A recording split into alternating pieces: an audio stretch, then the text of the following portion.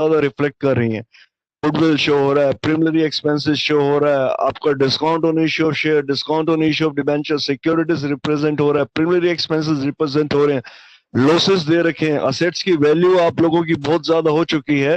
तो ऐसे केसेस के अंदर we initiate the process of arrangement, means उन सब डिस्प्यूट्स को रेक्टिफाई करने के लिए, न्यूलिफाइड करने के लिए we use the word arrangement. इसमें आप पढ़ते हैं internal reconstruction and external reconstruction. नीचे रिकंस्ट्रक्शन गिवन है, that is just equivalent to the arrangement. And last one is the amalgamation. What does it means? When two or more company amalgamate into a new company, or when one company absorb the other company, that is also come under the definition of amalgamation. तो ये सारे के सारे definitions हैं जो आपकी section 230 to section 240 cover की जाएंगे, but the most important section is 230, 31, 32, 33। ये चार आपकी मेन इंपॉर्टेंट सेक्शंस हैं जिसमें आप पढ़ाई के अलावा भी एडिशनल प्रोफेशनलिज्म क्रिएट कीजिएगा। Means these are the most important scenario of the companies law. First is the section 230 of the companies act which provide power to compromise or make arrangement with the creditors and the member। Sir जो करवाया वो clear हो गया? Definitions are clear? Is there is any doubt? Yes, sir. Yes, sir. चलिए sir, first is that is on the page number 1। Sir notes मैंने आपको send कर दिए थे, सबको नोट्स मिल गए हैं ना? Yes, sir. मिल गए। Yes, sir. मिल गए। चलिए sir, first is that is the power to compromise और make arrangement with the creditor and member. अब सर 230 में अब 130 it is a old provision. Previously, this provision is read under section 391 to 394 of Companies Act 1956। East wise section जो है वो 391 to 394 previous act की है। The same section are now read under section 230 to 232। तो अब इसको आप पढ़ेंगे 230, 232 में। And the new section that is the 233, that is the fast internal reconstruction या fast mode of arrangement and compromise. 233 भी यही है, लेकिन वो एक फास्ट मोड है, that is more important. First is sir, what is the meaning of power of compromise और make arrangement with creditor and member? अब सर यहां पे 230 में the power is with the share holder, class of share holder, creditor and class of creditor to enter into any arrangement or enter into any compromise between themselves। अब sir अगर मान लीजिए share holder, creditor या share holder exclusively अपने आप में कुछ करना चाहते हैं, या क्रेडिटर्स शेयर होल्डर के साथ किसी भी टाइप के कंप्रोमाइज में अगर एंटर होना चाहते हैं, या वो अपने खुद ही किसी स्पेसिफिक कंप्रोमाइज में एंटर होना चाहते हैं, तो ऐसी सिचुएशन के अंदर they have to follow the procedure laid down under section 230 of the companies act. First is for this purpose an application is made by the concerned party with the tribunal। Sir सबसे पहले आपको क्या करना पड़ेगा, application बनानी पड़ेगी, and the application should be forward to the national company tribunal. आपको सबसे पहले क्या करना पड़ेगा, एनसीएलटी के में एक एप्लीकेशन फाइल करना पड़ेगा with all the proceeding relating to the compromise और अरेंजमेंट। And what are the parties to compromise? अब कंप्रोमाइज की पार्टीज कौन कौन सी होंगी?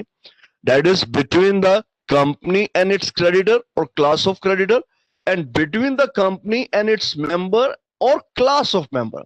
अब sir creditor and the shareholder दो लोग हैं।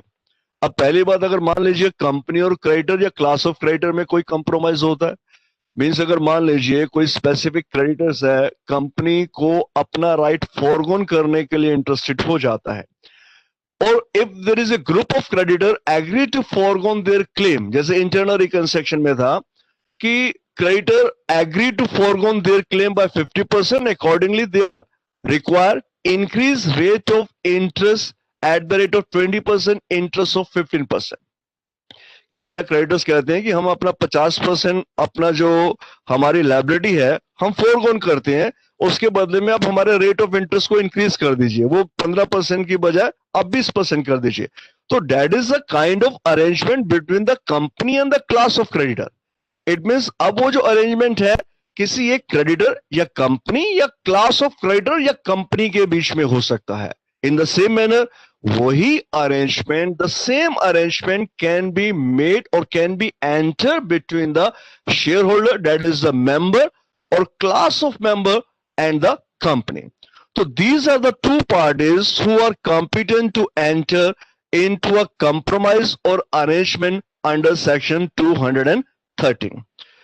Next is the application can be filed by. अब सर एप्लीकेशन जो है वो कौन फाइल करेगा? आपने बताया कि सर ट्रिब्यूनल में एप्लीकेशन फाइल करनी है। There are two tribunal. First is the ordinary tribunal and next is the appellate tribunal. अब आप ट्रिब्यूनल में एप्लीकेशन फाइल करेंगे, फर्स्ट ऑफ ऑल एप्लीकेशन में be file by the company. Sir application company के behalf पे जाएगी, application creditor के behalf पे जाएगी, एप्लीकेशन मेंबर्स के बिहाफ पे जाएगी, and in case of the liquidator application can also be proceed on behalf of the liquidator. Means अगर लिक्विडेटर, हम लोग यहाँ पे बहुत बार वर्ड यूज करेंगे लिक्विडेटर। लिक्विडेटर वर्ड तभी आपका यूटिलाइज होगा अगर कंपनी लिक्विडेशन प्रोसेस के अंडर है। तो ऐसी सिचुएशन में जो भी पावर है, all the power comes in the hand of the liquidator, क्योंकि लिक्विडेशन प्रोसेस के अंदर डायरेक्टर की पावर सीज हो जाती है और सारी की सारी पावर ऑटोमेटिकली लिक्विडेटर के पास आ जाती है। Next is the disclosure by application under section 230 subsection 2। अब सर इन लोगों ने एप्लीकेशन लगाया, अब एप्लीकेशन सेंट्रल एप्लीकेशन आपकी गवर्नमेंट लगाती है, एप्लीकेशन मान लीजिएगा कि कंपनी लगाती है, क्रेडिटर्स है, मेंबर्स है, लिक्विडेटर्स है। अब ये एप्लीकेशन जब भी लगाएंगे तो ultimately there are some necessary information which must be provide in your application. वो इंफॉर्मेशन आपको देना आवश्यक है, अनिवार्य है। What are the kind of information? The company or any other person by whom an application is made shall disclose the tribunal. क्या क्या बता रखा sir? By an affidavit. First is all material fact relating to the company, such as the latest financial position of the company, the latest auditor report of the accounts of the company, and the pendency of any investigation procedure against the company, if any. तो first of all आपको company की सारी information provide करनी पड़ेगी along with the statutory report issued by the statutory auditor in respect of the company. Sir company की जो भी audited report है, वो ऑडिटेड रिपोर्ट कंपनी के अगेंस्ट क्या कोई प्रोसीडिंग इनिशिएट हो रखी है, कंपनी के अगेंस्ट अगर कोई प्रोसीडिंग है तो उसकी डिस्क्रिप्शन भी आपको बताना पड़ेगा। सर ये इसलिए जरूरी हो जाता है, मैं आपको एक सिंपल सा एग्जांपल देता हूं। अगर मान लीजिए, अब ये खैर इंडिया के अंदर तो बहुत कम होता है क्योंकि यहाँ पे लॉ और ऑर्डर की सिचुएशन तो वैसी वर्स है। अमेरिका में अगर मैं आपको एक एग्जांपल दूं, अगर आपने कंपनी के अगेंस्ट कोई लिटिगेशन फाइल किया, कंपनसेशन के लिए डिमांड किया, अब आपने कंपनी से 500 करोड़ का कंपनसेशन मांगा। अब कंपनी कहती है कि सर इस कंपनसेशन को देने की वजह हम लिक्विडेट प्रोसेस में चले जाते हैं और इस बात को हम लोग हाइड कर देते हैं। तो अल्टीमेटली सर यहाँ बहुत सी पॉसिबिलिटी है कि कंपनी के अगेंस्ट अगर कोई प्रोसीडिंग इनिशिएट हो चुकी है, then in this situation it is the responsibility of the company to provide all the necessary information regarding such proceeding against the company or proposed proceeding against the company. तो sir अगर कोई proceeding है या कोई propose की जा चुकी है तो उसकी इंफॉर्मेशन देना अनिवार्य होता है। That is the most important. Next is refer to the proceed reduction of share capital of the company.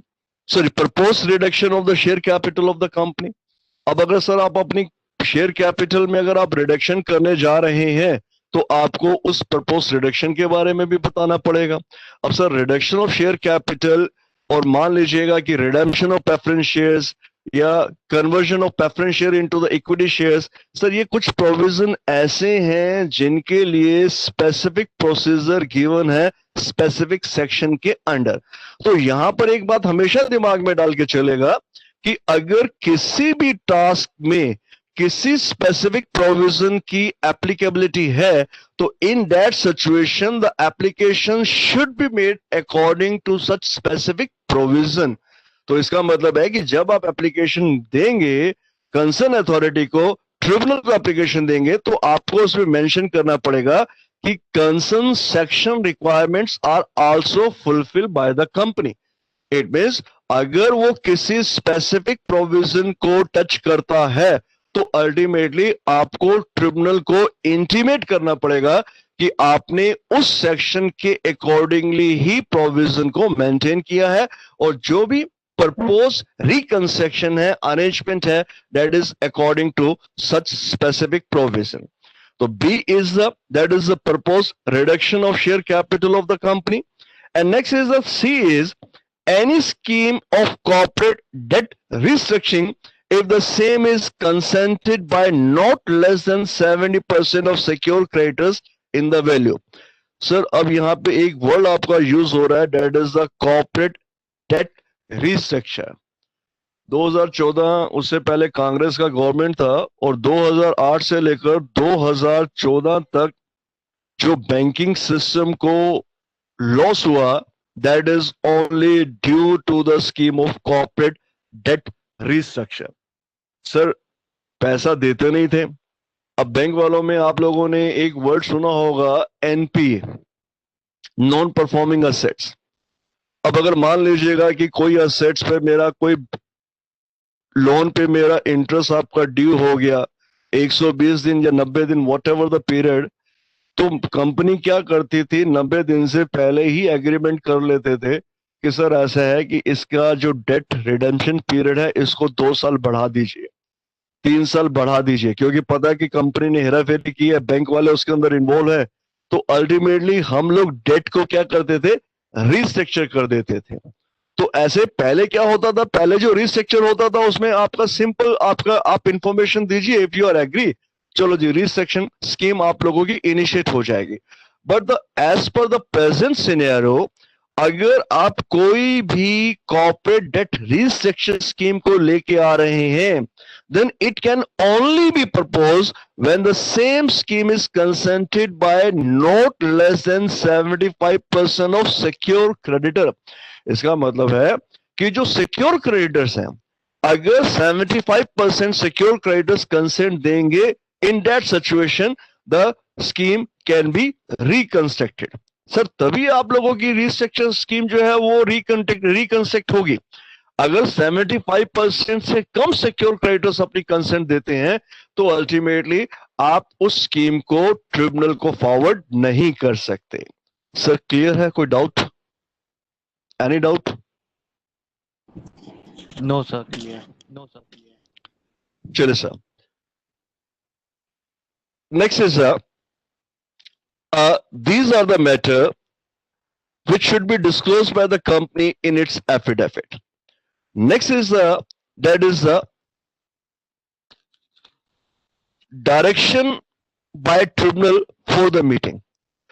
अब सर जब आप ये स्कीम ट्रिब्यूनल को इंटीमेट करेंगे, ट्रिब्यूनल की परमिशन लेंगे कि सर हम लोग इस तरीके का अरेंजमेंट या रिकंस्ट्रक्शन कैरी करना चाहते हैं, first of all you have to take the initial permission from the tribunal. अब परमिशन मिलने के बाद, first of all whenever there is a direction given by the tribunal, first direction is for providing the meeting of the concerned party। तो सबसे पहले tribunal आपको क्या करेगा, मीटिंग की परमिशन देगा कि सर जो भी कंसर्न पार्टी है आप लोग उसकी मीटिंग अरेंज कीजिए, और उस मीटिंग में आपका जो भी प्रपोजल है पहले आप उस प्रपोजल की कंसेंट लीजिए। Therefore a notice of such meeting shall be sent to all the creditors or class of creditor, all the member and class of the member and class of members as well as debenture holder of the company if there are। तो sir आपको सबसे पहले क्या करना पड़ेगा, उस meeting का notice जितने भी कंपनी के क्रेडिटर्स हैं या क्लासेस ऑफ क्रेडिटर्स हैं, शेयर्स होल्डर हैं, क्लासेस ऑफ शेयर होल्डर हैं, या डिबेंचर होल्डर है, सबसे पहले आपको उन्हें इंटीमेशन देना पड़ेगा regarding the scheme. Second is that notice should be annex with. अब उस नोटिस के साथ साथ क्या जाएगा? डिटेल ऑफ द कंप्रोमाइज और अरेंजमेंट. अब सर स्कीम क्या है? स्कीम में या तो आप कंप्रोमाइज करेंगे या कोई ना कोई नया अरेंजमेंट करेंगे. अब सबसे पहले जब आप नोटिस देंगे तो उस नोटिस में आपको ये सब चीजें मेंशन करनी पड़ेंगी. अब सर थोड़ा सा पीछे आइए. आपने पहले पढ़ा था, आपने जब इंटर में लॉ पढ़ा, उसमें जब हम मीटिंग का नोटिस देते हैं, एक होता है ऑर्डिनरी नोटिस, एक होता है स्पेशल नोटिस. और मैंने आपको कई बार बताया कि जो 4-5 हमारे बिजनेस हैं उनको छोड़ के अगर मैं किसी भी टाइप का नोटिस इश्यू करता हूं, notice for ordinary business, that is known as the ordinary notice. और उसके अलावा अगर मैं कोई और नोटिस देना चाहता हूं, it should be known as full text notice. उसको हम लोग कहते हैं फुल टेक्स्ट नोटिस. तो अल्टीमेटली फुल टेक्स्ट नोटिस में आपको सारी की सारी इंटीमेशन देना अनिवार्य है. तो अल्टीमेटली आपने जो भी प्रपोज स्कीम है, आप नोटिस के साथ साथ उस प्रपोज स्कीम की पूरी डिटेल इंटीमेट करेंगे.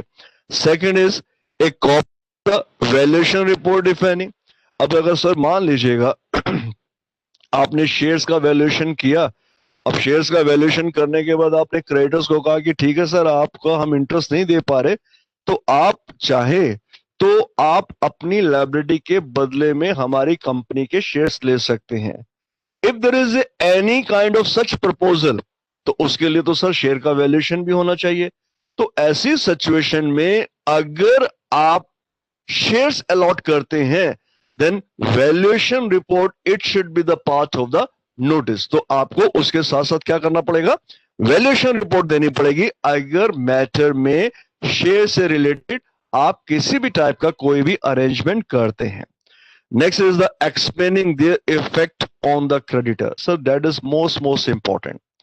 सर जब भी आप लोग किसी भी टाइप का कंप्रोमाइज अरेंजमेंट अगर आप इनिशिएट करते हैं, तो आपको ये बताना अनिवार्य है कि क्या उस कंप्रोमाइज और अरेंजमेंट का क्रेडिटर्स के ऊपर कोई इंपैक्ट पड़ रहा है या नहीं पड़ रहा. अब इसमें अनसिक्योर क्रेडिटर्स हैं, उनके लिए तो खास दिक्कत नहीं आती, but the main problem is occur with the secure creditors. जो सिक्योर है, दिक्कत उनके लिए क्योंकि उनका किसी ना किसी असेट्स के ऊपर मॉर्गेज है. तो अल्टीमेटली अगर उनके ऊपर इंपैक्ट आएगा तो वो कभी भी स्कीम के लिए अपनी कंसेंट नहीं देंगे. इसलिए therefore it is the responsibility of the company to intimate the creditor that there is any impact on their liability or not. तो सर आपको बताना पड़ेगा कि क्रेडिटर्स के ऊपर क्या इंपैक्ट पड़ रहा है, अगर मैनेजर पर्सन है उनके ऊपर कोई इंपैक्ट पड़ रहा है या नहीं पड़ रहा, प्रमोटर के ऊपर, डिबेंचर होल्डर और any other material interest of the director of the company. अब सर यहां पे दो चीजें जरा ध्यान से देख के चलेगा. जब आप क्रेडिटर की बात करते हैं तो क्रेडिटर के ऊपर हम एडवर्स इफेक्ट को स्टडी करते हैं. अगर कोई फेवरेबल इंपैक्ट है तो उसमें कोई स्टडी नहीं किया जाएगा, उसमें कोई दिक्कत नहीं. Means if there is any adverse, sir creditor जिसने आपको उधार दिया, अब उसने आपको 10 लाख रुपए दिया, आप उसे ये थोड़ी कहोगे कि मेरे से 8 लाख रुपए ले ले, 6 लाख रुपए ले ले, तो अल्टीमेटली वो एडवर्स इफेक्ट है. अगर आप उसको इतना पैसा दे रहे हो तो उसके बदले उसे कुछ ना कुछ मिलेगा, तभी तो आपके फेवर में हाँ करेगा.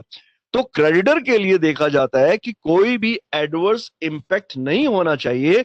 Whereas in case of the whereas in case of the promoter और डायरेक्टर, हम वहां पे देखते हैं कि उनको कोई फेवरेबल इंपैक्ट तो नहीं पड़ रहा. मतलब स्कीम ऐसी तो नहीं है कि इसका खाली फायदा डायरेक्टर्स को ही हो रहा हो, मतलब खाली कुछ लोगों को हो रहा हो. तो ये दो मेन इंपॉर्टेंट चीजें हैं कि आपको इंटीमेट करना पड़ेगा. You have to intimate the concern party whether there is any adverse impact to the creditor और डिबेंचर होल्डर और whether there is any favourable impact occur to the share holder of the company और director of the company. Next is any other matter as may be. अब sir rule 6 में आपके और भी बहुत सारे मैटर्स गिवन है. अब मे भी पॉसिबल है कि आपके उन मैटर्स के ऊपर भी अगर कोई इंपैक्ट पड़ता है तो ultimately that should also B annex, that should also be inform with the notice. तो ये सब चीजें आप लोगों को नोटिस के साथ साथ इंटीमेट करना अनिवार्य है. And next is the sir notice भी चला गया. अब नोटिस जाने के बाद ट्रिब्यूनल आपको डायरेक्शन देगा कि आपने मीटिंग कैसे कंडक्ट करनी है. इट मींस यहां पर जब आप मीटिंग के लिए परमिशन ट्रिब्यूनल की लेंगे तो ultimately who is you can say कि president of the meeting, meeting कौन प्रिसाइड करेगा, मीटिंग के किसके सुपरविजन के अंदर कंडक्ट की जाएगी, मीटिंग के क्या क्या नॉर्म्स होंगे, क्या जगह होगी, क्या टाइम होगा, क्या डे होगा, that is totally depend upon the tribunal. तो ऐसे केसेस के अंदर ट्रिब्यूनल इस बात को कंफर्म करेगा कि अगर मीटिंग को कंडक्ट करने के लिए आपको कोई स्पेसिफिक डायरेक्शन देना जरूरी है तो आपको वो स्पेसिफिक डायरेक्शन दी जाएगी. It means when all the formalities are completed, then tribunal decide the place of the meeting, time of the meeting, day of the meeting, who will preside the meeting, and everything which is decided by the tribunal with respect to meeting, the same are intimate to the concerned person. तो आप सब चीजें decide करने के बाद ultimately tribunal आपको इसके बारे में ऑर्डर प्रोवाइड करेगा. एंड नेक्स्ट इज सर जब भी आपकी मीटिंग होगी या जो भी मीटिंग में आप कंप्रोमाइज अरेंजमेंट इन स्कीम को डिस्कस करेंगे, it is another main important responsibility of the company to announce all such scheme by the way of advertisement on the website of the company. मतलब इस scheme को company की website पर डालना अनिवार्य है. और if it is listed company, तो सर अगर लिस्टेड कंपनी है तो उस केस में आपको सेबी की वेबसाइट में और सेबी को इंटीमेट करना अनिवार्य है. तो जो भी स्कीम आप इनिशिएट करना चाहते हैं उसका एक पब्लिक नोटिस किया, उसके साथ साथ स्कीम के अंदर आप लोगों ने क्या क्या डिसीजन ली उसकी इंटीमेशन किया, कौन कौन सी पार्टी इंपैक्ट कर रही है उसकी इंटीमेशन गई. अल्टीमेटली ट्रिब्यूनल ने आपको मीटिंग कंडक्ट करने के लिए स्पेसिफिक डायरेक्शन दी. उसके बाद आप लोगों ने कंपनी की वेबसाइट में और सेबी की वेबसाइट में आपने उस मीटिंग के बारे में इंटीमेट किया. अब सर ये जो मीटिंग है, अब मीटिंग के अंदर सर कई कनेक्टेड पार्टी होंगे, आपके बैंक्स हैं, आरबीआई है, आपका क्या कहते हैं कंपनी रजिस्ट्रार है.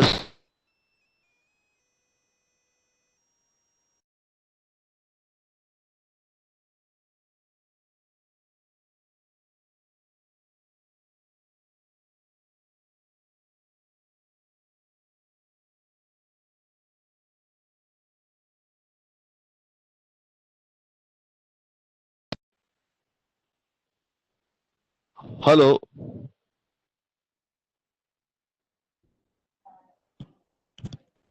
Yes, sir. वॉइस क्लियर है बेटा? Yes, sir. Yes, sir. चले सर. हाँ जी, next is the notice two. Sir अब आप नोटिस किसको सेंड करेंगे? सर नोटिस तो आप लोगों ने शेयर होल्डर को, कंपनी के क्रेडिटर्स को, डिबेंचर होल्डर को सेंड कर दिया. अब इसके साथ साथ अगर कुछ पार्टीज ऐसी होती हैं which are connected with the company, for example that is the central government, stock exchange board of India, registrar of company, stock exchange और official liquidator, income tax authority और अदर कनेक्टेड सेक्टर रेगुलेटर. तो sir ये साथ में connected parties हैं, इनको intimate करना अनिवार्य है. अब इसमें मैं आपको बता दूं जैसे सेबी का है, तो if the company is unlisted company उसको कोई जरूरत नहीं है कि वो सेबी को इंटीमेट करे. अगर कंपनी लिक्विडेट प्रोसेस में नहीं है तो अल्टीमेटली उसको अनिवार्यता नहीं है कि वो ऑफिस लिक्विडेटर को इसके बारे में इंटीमेट करे. इनमें से कोई सी भी पार्टी अगर कनेक्टेड है then ultimately you have to inform for the same. आपको उनको इंटीमेट करना अनिवार्य है.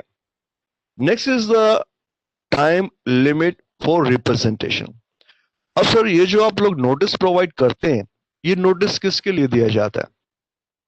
नोटिस दिया जाता है कि if there is any grievances, if there is any suggestion from your side, ultimately it is the right of the connected or concerned party to give their connection, give their grievances or suggestion to the concern company. तो sir आपको एक time limit provide किया जाएगा, that is the above statutory authority shall require that representation, if any, to be made by them within a period of 30 days from the date of receipt of such notice, failing which it shall be presumed that they have no representation to make on the proposals. अब sir दो चीजें मैं आपको कहना चाहता था। First of all, अब जो लोगों को, जिन एंटिटीज को आपने नोटिस दिया, उनको सजेशन देना है या उनका कोई क्रिटिसिज्म है तो अल्टीमेटली वो तो मीटिंग में देंगे। लेकिन ये जो भी गवर्नमेंट अथॉरिटीज हैं या जो भी स्टैट्यूटरी अथॉरिटीज हैं, अगर इनकी कुछ भी ग्रीवेंसेस हैं या रिप्रेजेंटेशन है, then it is the responsibility of concerned department to give their representation to the company within 30 days from the date of receiving the notice. तो जब भी इन स्टैट्यूटरी अथॉरिटी के पास नोटिस जाएगा, 30 दिन, नोटिस मिलने के 30 दिन के अंदर अंदर अगर ये चाहे तो अपनी रिप्रेजेंटेशन मींस अपनी सजेशन या अपने क्रिटिक्स, इनको कोई भी दिक्कत है, कोई भी इनको प्रॉब्लम है या कोई सजेशन देना चाहते हैं, तो अल्टीमेटली ये अपनी representation within the 30 days दे सकते हैं। If the period of 30 days come to an end, अगर 30 दिन का पीरियड निकल जाता है तो ऑटोमेटिकली ये मान लिया जाता है कि इनकी कोई भी ग्रीवेंसेस और सजेशन नहीं है। Next is that is the power to dispense. अब सर जो क्रेडिटर्स हैं, अब मान लीजिएगा आपने, शेयर होल्डर ने क्रेडिटर से रिलेटेड आपने कोई भी डिसीजन लिया। अब शेयर होल्डर कहते हैं कि जी क्रेडिटर्स जो हैं, हम लोग उनका जो रेट ऑफ इंटरेस्ट है वो 10% से रिड्यूस करके 9% पे लाना चाहते हैं। It means if the share holder is going to take any decision on the creditor, that is the other entity, ultimately it is necessary that creditor should arrange a meeting and intimate their decision with respect to decrease in interest rate. अब sir share holder के कहने से, member के कहने से creditors का जो rate of interest है वो थोड़ी कम हो जाएगा। उसके लिए तो आपको क्रेडिटर्स को कंसेंट देना पड़ेगा, क्रेडिटर्स को कहना पड़ेगा कि ठीक है सर, हम 10 की जगह 9% लेने को तैयार हैं। तो अल्टीमेटली अगर आप क्रेडिटर से रिलेटेड कोई भी डिसीजन लेते हैं, in that situation you have to intimate the connected party that regarding their meeting, आपको उनको मीटिंग के बारे में इंटीमेट करना पड़ेगा। अब यहां पे उसी से रिलेटेड प्रोविजन पैदा हो गया। अब अगर मान लीजिए क्रेडिटर से रिलेटेड अगर कोई भी डिसीजन लेना है तो अल्टीमेटली पावर क्रेडिटर्स के पास है। अब क्रेडिटर्स के लिए हम लोगों ने मीटिंग अरेंज किया। अब मान लीजिए मीटिंग अरेंज होता है और प्रॉब्लम क्या आती है, द ट्रिब्यूनल में dispense with calling of a meeting of creditor और class of creditor where such creditor और class of creditor having at least 90% value agree and confirm by the way of affidavit that scheme of compromise और arrangement. अब sir जब आप creditors को notice देंगे, अगर 90% creditor आपकी स्कीम से इत्तेफाक रखते हैं, मिनिमम 90% क्रेडिटर अगर एग्री करते हैं कि सर हम लोगों को इसके लिए कोई सेपरेट मीटिंग करने की आवश्यकता नहीं है, तो ऐसी सिचुएशन में आप उस मीटिंग को, इट मींस ट्रिब्यूनल के पास पावर है कि वो उस मीटिंग को डिस्पेंस कर सकती है। इट मींस आपको मीटिंग कॉल करने की कोई भी अनिवार्यता नहीं है। क्यों? क्योंकि 90% या उससे ज्यादा क्रेडिटर उस अरेंजमेंट या कंप्रोमाइज के लिए अपनी कंसेंट दे चुके हैं। अगर उनकी consent on the affidavit already company के पास आ चुकी है and company already intimate this fact to the tribunal, in that situation tribunal आपको उस मीटिंग को कंडक्ट करने की कोई भी इंटीमेशन या डायरेक्शन प्रोवाइड नहीं करेगा। Anything else sir? कोई दिक्कत? No, sir. चलिए sir, next is sir vote by. अब सर इस मीटिंग में वोट कौन करेगा? Sir the simple thing is the person who is entitled to receive a notice, that person is entitled for voting. जिस भी आदमी के पास नोटिस जाएगा अल्टीमेटली वही आदमी वोटिंग करेगा. First is the person to whom the notice is sent, either themselves or या तो वो खुद वोटिंग करेगा या प्रॉक्सीज के थ्रू वोटिंग करेगा. और it may be possible that voting can be done through the postal ballot. By postal ballot to the adoption of compromise or arrangement within 1 month from the date of receipts of such notice. अब sir meeting अगर आपकी personal है तो उसमें तो आपका date fix होता है, लेकिन जो पोस्टल बैलेट है उसमें आपको एक समय अवधि दे दी जाती है कि आपको नोटिस मिलने के 1 महीने के अंदर अंदर कंपनी को इंटीमेट करना पड़ेगा थ्रू पोस्टल बैलेट. तो these are the criteria by which we can send the voting or we can arrange the voting. Sir 1 minute hold कीजिएगा.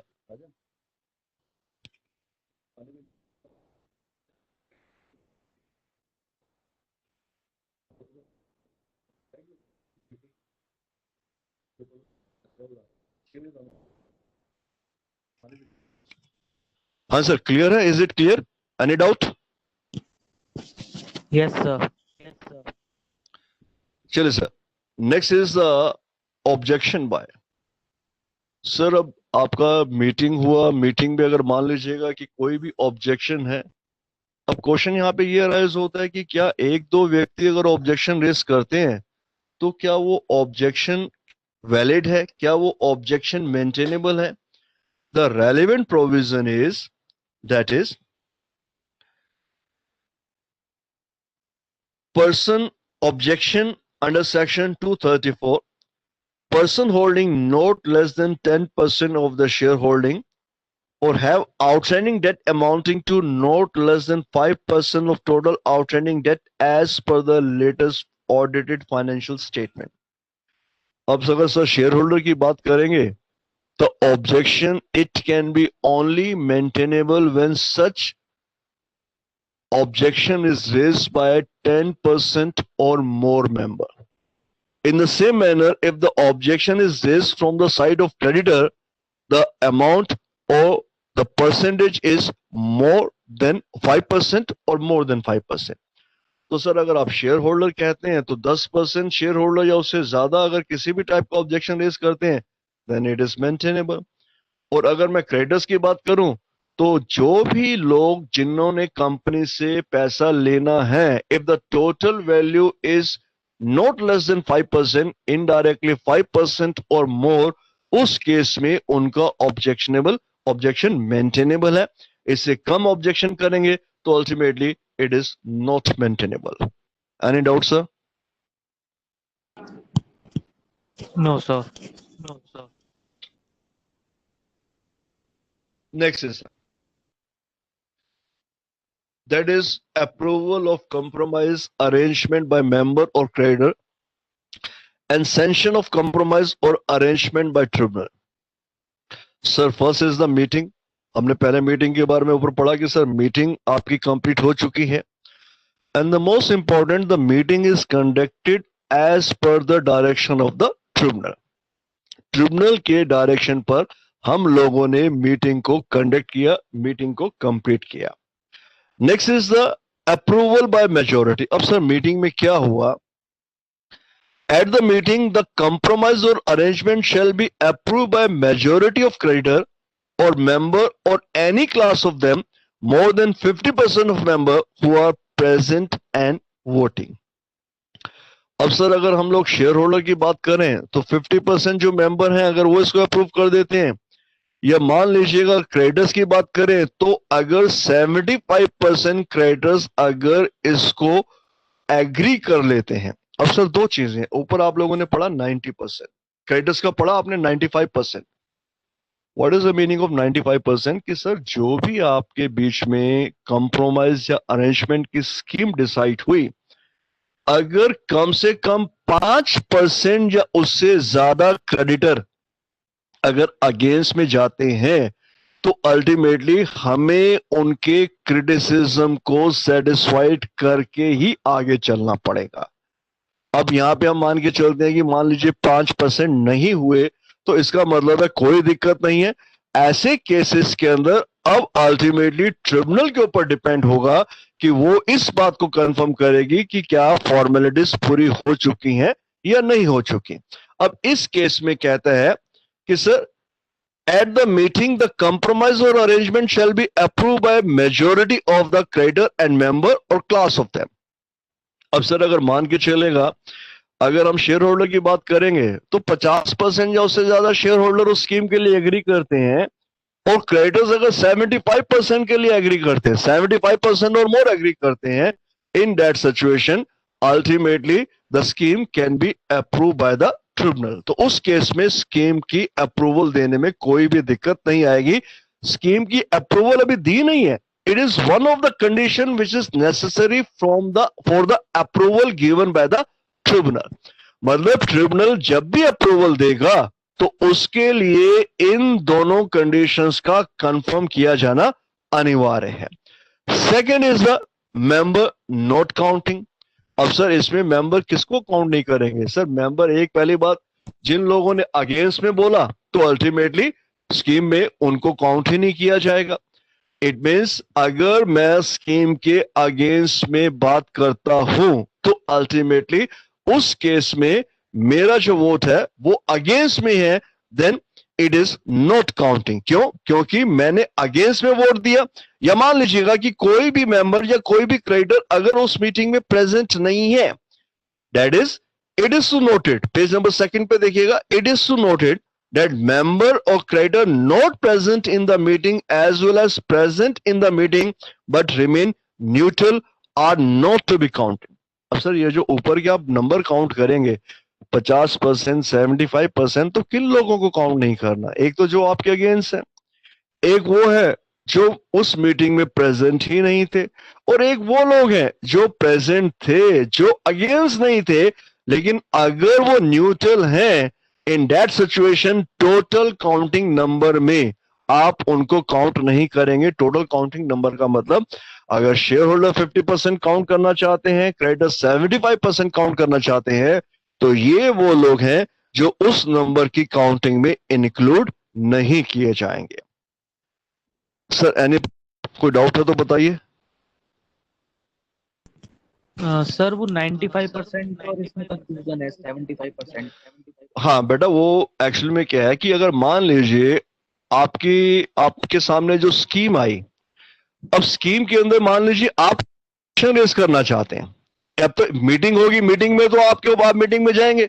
अब मीटिंग में अगर आप जाएंगे तो अल्टीमेटली मीटिंग में तो आप ऑब्जेक्शन रेस करेंगे, मीटिंग में तो आप कहेंगे कि सर ऐसा नहीं होना चाहिए, मीटिंग में तो हाँ ना के ऊपर बात होगी।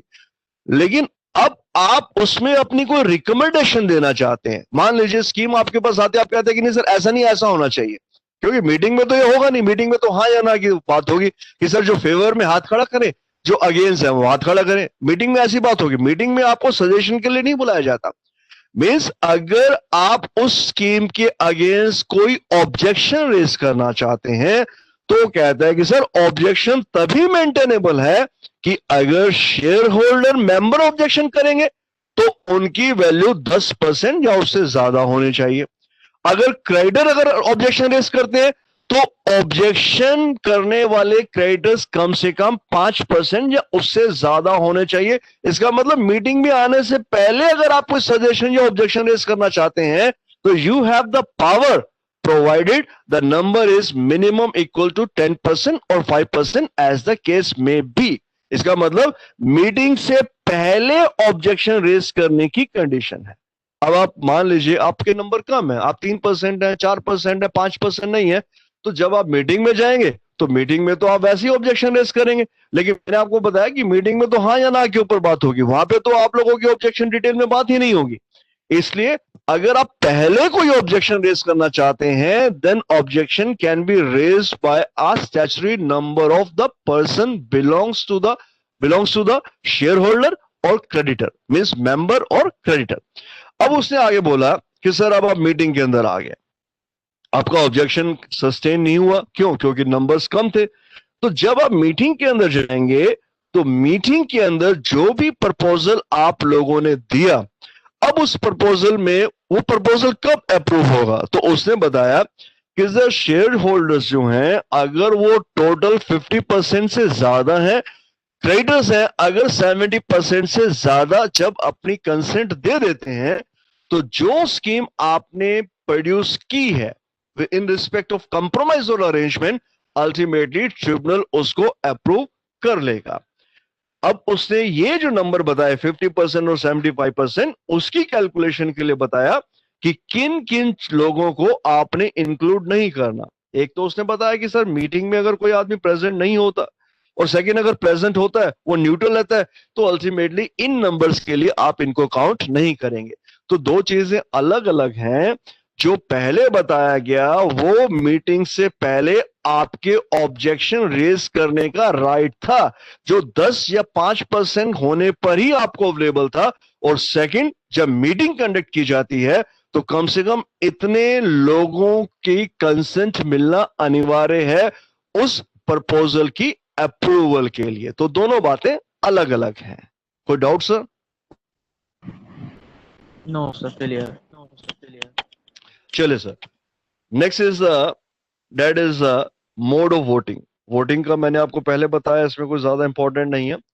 Next is the auditor responsibility. अब sir, what is the responsibility of the auditor? कि सर जो भी अकाउंटिंग रिकॉर्ड मेंटेन किए जाते हैं या मीटिंग में प्रेजेंट किए जाते हैं, ultimately that record should be confirm as per accounting standard, that is under section 133 of the companies act. अब सर जो भी ऑडिटेड फाइनेंशियल स्टेटमेंट आप लोग उस मीटिंग में रखेंगे, that audited financial statement is as per the section 133 of the companies act.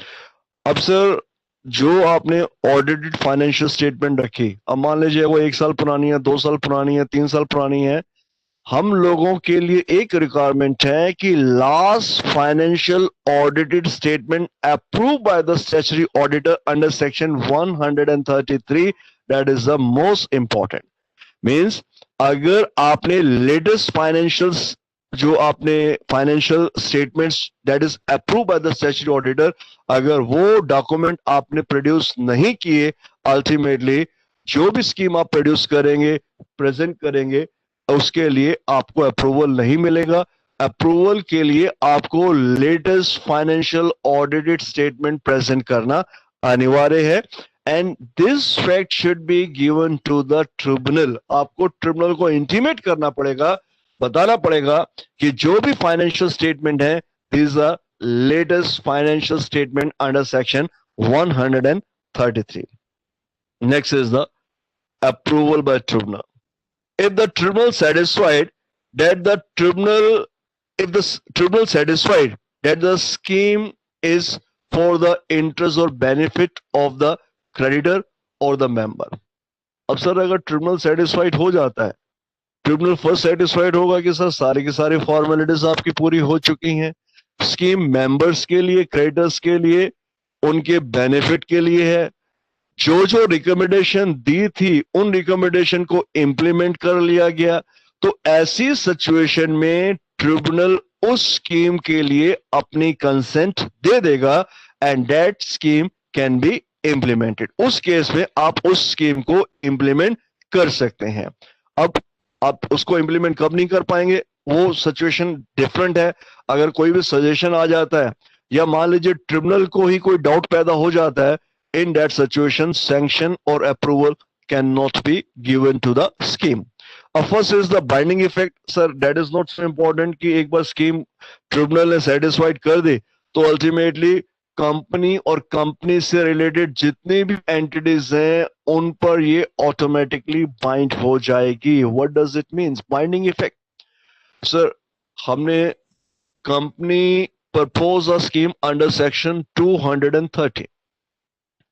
अब company ने स्कीम प्रपोज किया, मान लीजिए मैं क्रेडिटर्स की बात करता हूं, मैं कहता हूं कि क्रेडिटर्स का जो रेट ऑफ इंटरेस्ट है वो 10 से 9% करना है। 230 के अंदर स्कीम इनिशिएट की गई, पूरी की पूरी फॉर्मेलिटीज फुलफिल की गई, ट्रिब्यूनल की परमिशन ली गई, ट्रिब्यूनल की इंसेक्शन के अकॉर्डिंगली मीटिंग कॉल अप की गई, फॉर्मेलिटीज कंप्लीट की गई, और अगर एक बार ट्रिब्यूनल ने अपनी consent they the, if the tribunal provide consent for the scheme, it is applicable on all the shareholder. It means if one shareholder, two shareholder, five shareholder says, sir, we are not interested in this scheme, तो वो refuse नहीं कर पाएंगे. They have not any right because the scheme is already consented by the tribunal. तो उसके binding impact पैदा हो जाते हैं और जितनी भी कनेक्टेड पार्टीज हैं, the scheme is implemented on all the connected party one it is approve by the tribunal. And next is the sir, whenever the scheme is intimated by the tribunal as approved, whenever the concerned company receive the intimation from the tribunal regarding their consent, such consent or such order of the tribunal sent by the company within 30 days to the registrar of companies. अब sir tribunal जब आपको अपनी consent देगा तो consent मिलने के 30 दिन के अंदर अंदर आपको इसकी इंटीमेशन कंपनी रजिस्ट्रार को देनी पड़ेगी. मींस जिस दिन आपको इसका इंटीमेशन मिला, from that date to next 30 days, you have to inform the same confirmation or copy of confirmation should be sent by the company to the concerned ROC.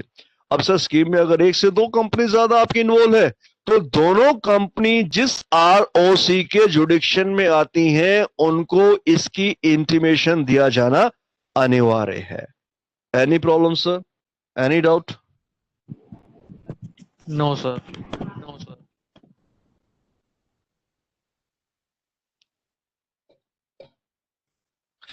Sir, next is the content of order of the tribunal. So that is the main important. What is the meaning of the content of order? Sir, जब भी हम law में किसी remedy की demand करते हैं तो then at the last of the petition we have a prayer clause कि सर हम आपसे क्या प्रे कर रहे हैं. That should be clearly mentioned by the concerned party before the appellant jurisdiction, before the statutory authorities. आपको बताना पड़ेगा कि सर आप चाहते क्या हैं और आपकी उसी प्रेयर के अकॉर्डिंगली आपको रिलीफ दिया जाता है. अब अगर मान लीजिएगा कि मैं आपको एक छोटा सा इंसिडेंट वैसे बता रहा हूं, एक डिवोर्स का केस था. डिवोर्स के केस के अंदर सर दो मेन चीजें होती हैं कि सर फर्स्ट ऑफ ऑल कि divorce should be granted and last one is a decree of divorce should be issue in favour of the parties. Divorce में आप कहते हैं कि सर डिक्री इशू कर दीजिए, एक सर्टिफिकेट होता है कि भाई दोनों पार्टी के बीच में डिवोर्स हो गया. अब मेरे से गलती क्या हुई कि जब मैंने पिटीशन को ड्राफ्ट किया तो सेकंड मोशन था डिवोर्स का, मैंने उसमें लिख दिया section 13 sub section B sub section 2 sub section 1. Divorce first motion होता है, सेकंड मोशन होता है. तो मैंने कहा कि divorce should be granted under 13B1 जबकि मेरे को लिखना था 2 और उसके नीचे मैंने लिखा कि डिक्री भी अलाउ की जाए. तो कोर्ट ने वर्बली तो डिवोर्स दे दिया, ऑर्डर के अंदर भी आ गया. क्योंकि मेरी प्रेयर क्लॉज में मैंने सेक्शन गलत लिखा था तो अल्टीमेटली डिक्री अलाउ नहीं की गई, उसके लिए मुझे अमेंडेड एप्लीकेशन लगाना पड़ा. तो कहने का मतलब है कि सर अब जो आप अपनी पेटिशन में प्रेयर करेंगे उसी के अकॉर्डिंगली पेटिशन में आपको रिलीफ दिया जाएगा.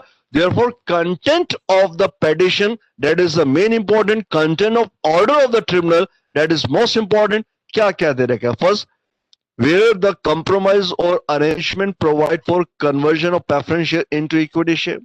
सर अगर मान लीजिएगा कि हमने कहा कि भाई प्रेफरेंस शेयर्स को इक्विटी शेयर्स में कन्वर्ट कर दिया जाए तो अल्टीमेटली हम यहां पे मान के चलते हैं कि in the prayer clause we demand for the conversion and accordingly अगर ट्रिब्यूनल प्रेफरेंस को इक्विटी में कन्वर्ट करने की ऑर्डर देता है तो ultimately it should be clearly mention in the order sheet of the tribunal that so and so number of preference shares are converted into the equity share or अगर preference share holder कहते हैं कि sir हमारा जो dividend का right है वो हम लोगों को कैश में दे दिया जाए या उसके बदले में इक्विटी शेयर्स दे दिया जाए, ultimately that is also convey bye the tribunal in its order.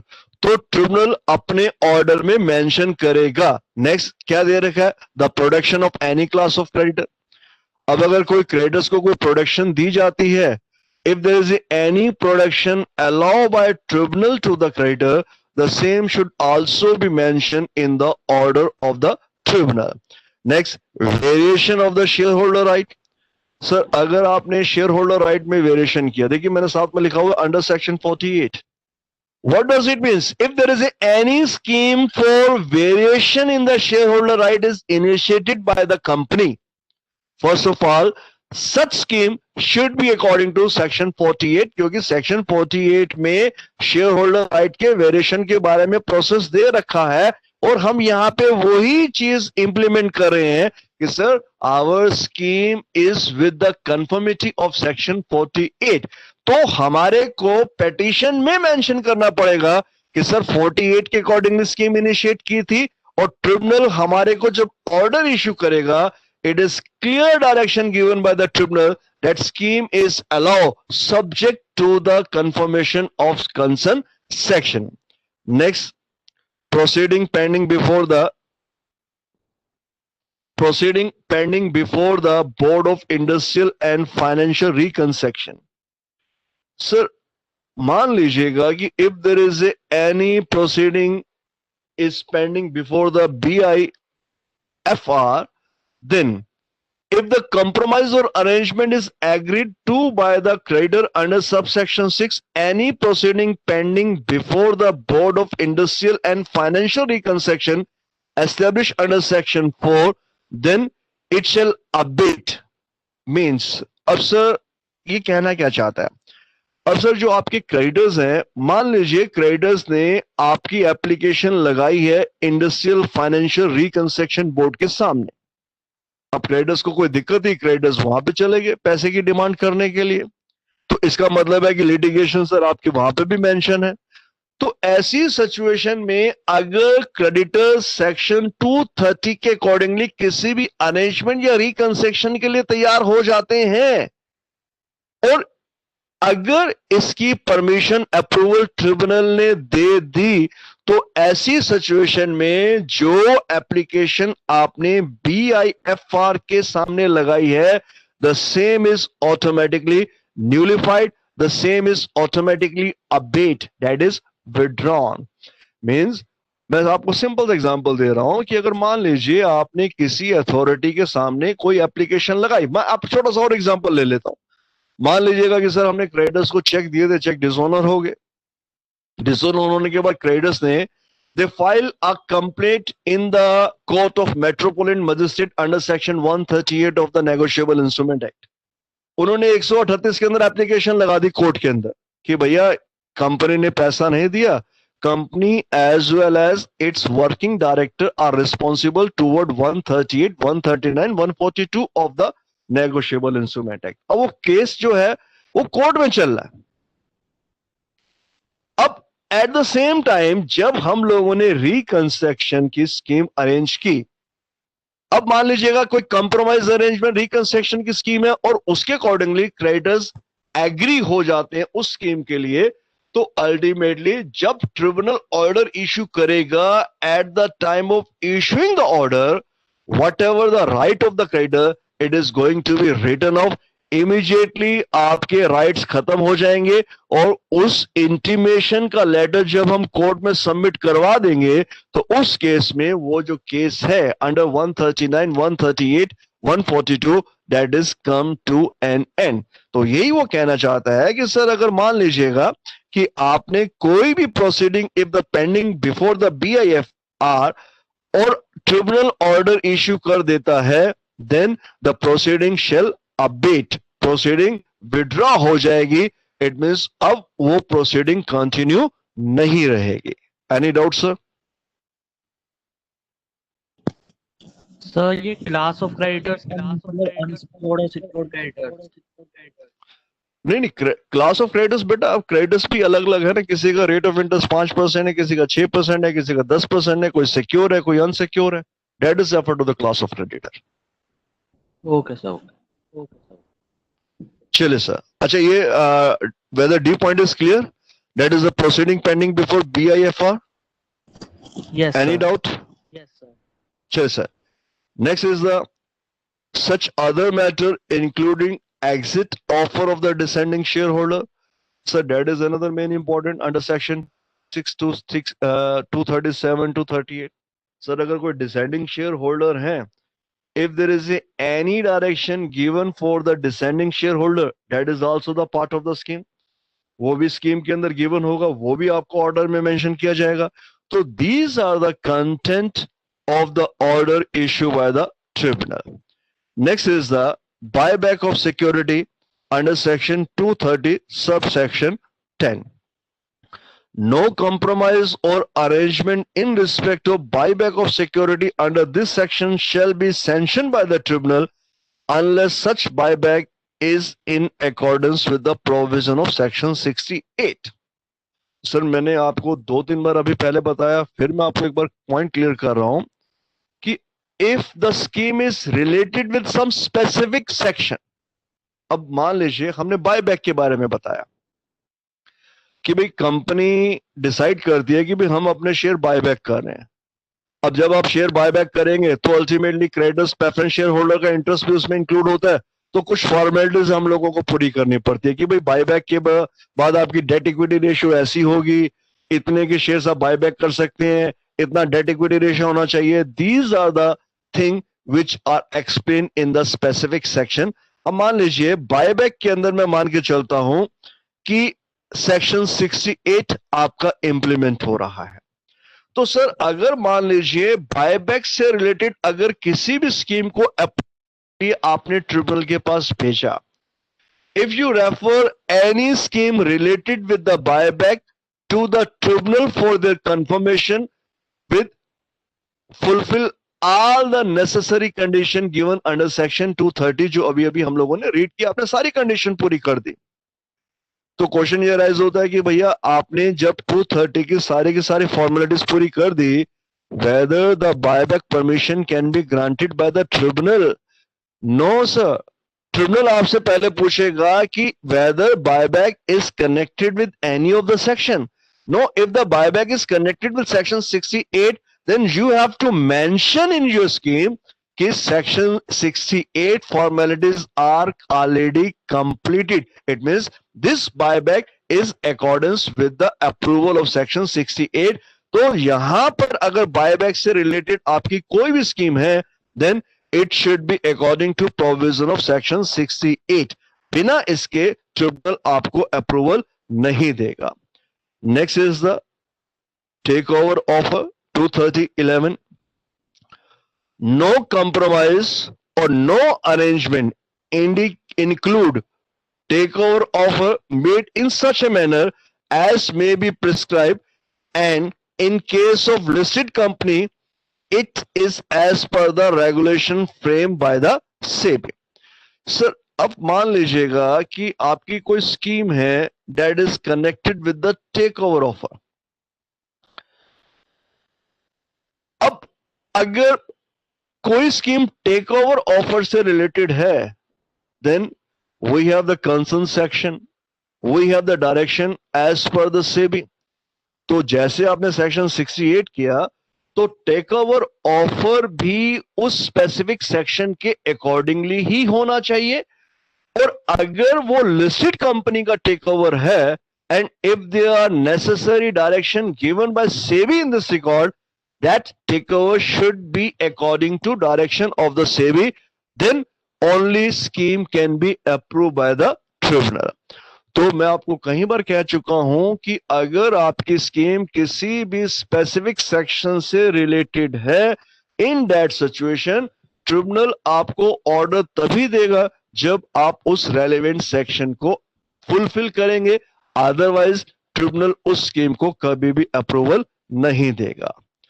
Next, that is application by the agreed party. An agreed party may make an application to the tribunal in the event of respect to takeover offer of the companies other than listed company in such a manner as prescribed. So what is the meaning of the agreed party? अब sir अगर मान लीजिए कुछ shareholder, कुछ members हैं, creditors हैं, if they are not interested with the scheme, then they have also right to submit their grievances with the concerned authority. Who is the concerned authority? That is the tribunal. अब उस case में अगर agreed person को कोई भी grievances हैं, they have to communicate their grievances with the tribunal. अब creditors हैं, कुछ तैयार नहीं है, शेयर होल्डर कुछ तैयार नहीं है, these are known as a descending party. अब ऐसे केसेस में क्या होगा सर? ऐसे केसेस के अंदर ट्रिब्यूनल स्कीम को अलाउ करने से पहले कंपनी को डायरेक्शन दे देता है कि आप इनके डेट को सेटल कीजिए. जब आप इनके डेट को सेटल कर देंगे तो अल्टीमेटली उनकी जो भी कंपनी की तरफ क्लेम है that come to an end. तो डिसेंडिंग के लिए एक सिंपल सा प्रोसेस होता है. If you are not agree with the scheme you can have power to choose for the existence. तो उस केस में आप कंपनी को छोड़ के जाने का राइट रखते हैं. तो खाली यहां पे ये बताया कि सर अगर if you are not satisfied with the scheme ultimately you can refer your grievances with the tribunal and accordingly tribunal will direct the company to settle your claim. तो ट्रिब्यूनल ऑर्डर देने से पहले company को intimate करेगा कि आप इनके amount को सेटल कर दीजिए और सेटल करने के बाद आपका जो भी स्कीम आपने ट्रिब्यूनल के सामने शो की है अल्टीमेटली उस पर ट्रिब्यूनल अपनी कंसेंट दे देगा once the order given by tribunal is fulfilled by the company. Order थे कि भैया जो भी डिसेंडिंग शेयर होल्डर हैं, क्रेडिटर्स हैं, आप इनके अमाउंट की सेटलमेंट कर दीजिए. Next is that is exemption for the government company. Read कर लीजिएगा, not so important. Substitution sir यहां पे एक वर्ड जरा दे के चलेगा. In section 230 the word tribunal substitute the word central government. तो सर यहां पे हमने जहां पे भी आप लोगों का ट्रिब्यूनल लिखा है the power goes to the central government. कहीं पे सेंट्रल गवर्नमेंट पावर ट्रिब्यूनल को दे रही है, कहीं पे ट्रिब्यूनल की पावर सेंट्रल गवर्नमेंट के पास जा रही है. तो पूरी जगह हम लोगों ने अमेंडमेंट करने के बजाय हमने खाली एक ही जगह पे मेंशन कर दिया कि central government is substituted by the tribunal और tribunal is substituted by the central government. Sir कोई doubt, any doubt? No sir. Sir हाँ जी. Next is the power of tribunal to enforce compromise और arrangement. अब sir 230 में आपने पढ़ा कि कंपनी किसी भी कंप्रोमाइज के लिए, अरेंजमेंट के लिए 230 के अकॉर्डिंगली फॉर्मेलिटीज पूरी करती है और ट्रिब्यूनल उस स्कीम को इंप्लीमेंट करने का ऑर्डर दे देते हैं. If the order is issued by the tribunal and the same is not implemented by the company as per the direction given by tribunal in the order, no tribunal has a right to take direction to give further direction under section 231 of the Companies Act. अब sir 230 में अगर आपको tribunal ने order दे दिया scheme को implement करने का तो ट्रिब्यूनल आपको एक टाइम पीरियड भी देगा कि आपको उस टाइम पीरियड में स्कीम को इंप्लीमेंट करके इसकी इंटीमेशन ट्रिब्यूनल को वापस देनी पड़ेगी.